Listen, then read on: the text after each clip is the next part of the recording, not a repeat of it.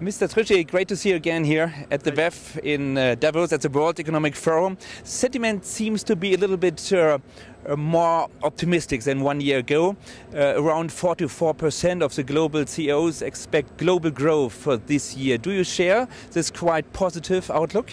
Well, there is a very large consensus to consider that growth this year will be a little bit better than last year, and it is particularly the case in the advanced economy, in the US, in Europe, in Japan.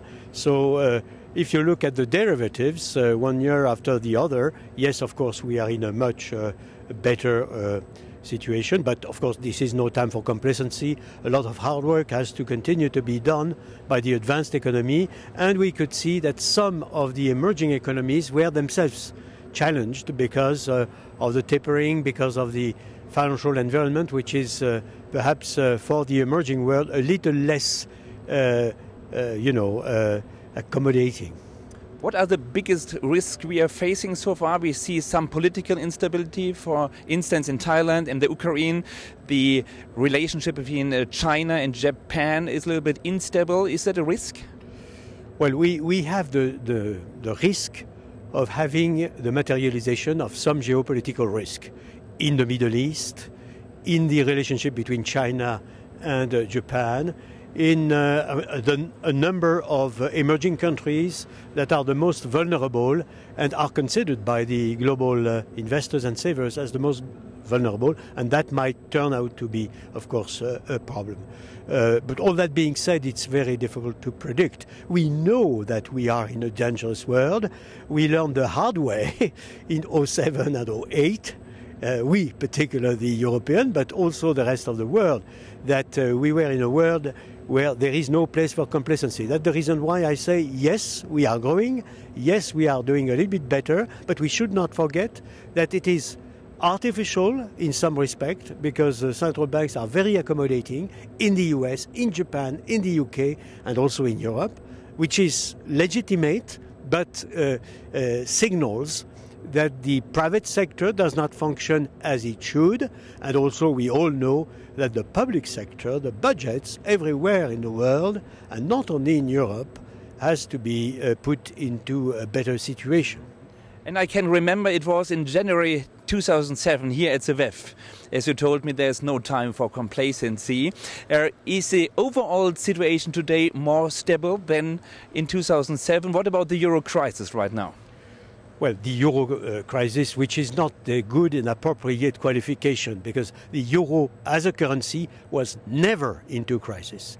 The euro area, as the grouping of the country sharing the euro, yes, has been in a crisis. We all know why, and we could see that a lot of hard work has been done to get progressively out of the immediate risk of materialization of the crisis. But again, we have to continue to do the hard work, and it is so obvious that those countries that behave properly in the past, before the crisis, could be resilient, continue to grow, continue to create jobs, or have good results in terms of unemployment rate at a low level. So we know that there is no way out of sound policies, sound fiscal policies, sound competitive policies. This is the way to go.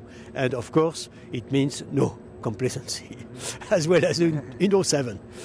What about your home country, France? In our book, you told me France needs structural reforms.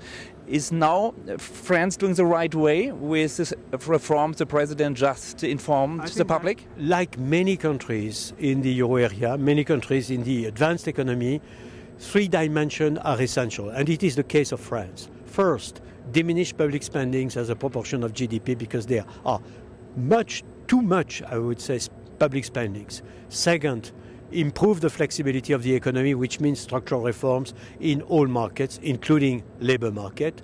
And third, what has been done by France in the 80s and the 90s, what has been done by Germany since the euro, care for your cost competitiveness. Be very careful that your unit labor costs are, when you have lost competitiveness, which was the case in Germany at the beginning of the euro, you have to regain year after year your competitiveness. And France has to go along the three dimensions. I think that the direction are clear. Whether France will go resolutely in the three dimension has to be followed very, very carefully. And I take it that you need, particularly for the cost competitiveness improvement, a large consensus, a bipartisan consensus. Like in France, before the euro, the competitive disinflation policy I was advocating myself, and like in Germany, after the euro, where you had a consensus to make the economy competitive, whether it was the SPD or the CDU. Thank you very much, sir. A final comment on deflation or inflation, because the IMF just warned that there is a risk of deflation. Are we closer to deflation, Mr. Trichet, or to inflation? We have maybe some asset price inflation right now. A final comment. Thank you. Final comment on this issue of, price stability, inflation, deflation. We always said in Europe and and I always said myself that we had a definition of price stability which was less than 2 but close to 2, namely that we could prevent both risks, inflation and deflation. That's the reason why we had this definition.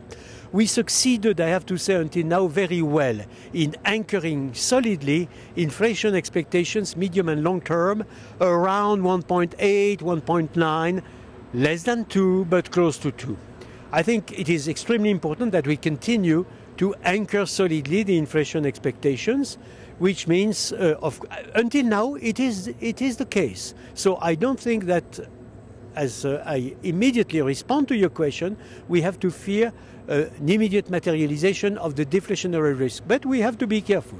And it is, of course, the task of all in Europe, not only of the central bank, because these phenomena are phenomena that are multidimensional. Thank you very much, Mr. Trichet, and have a good time here in Davos. Thanks for talking to you.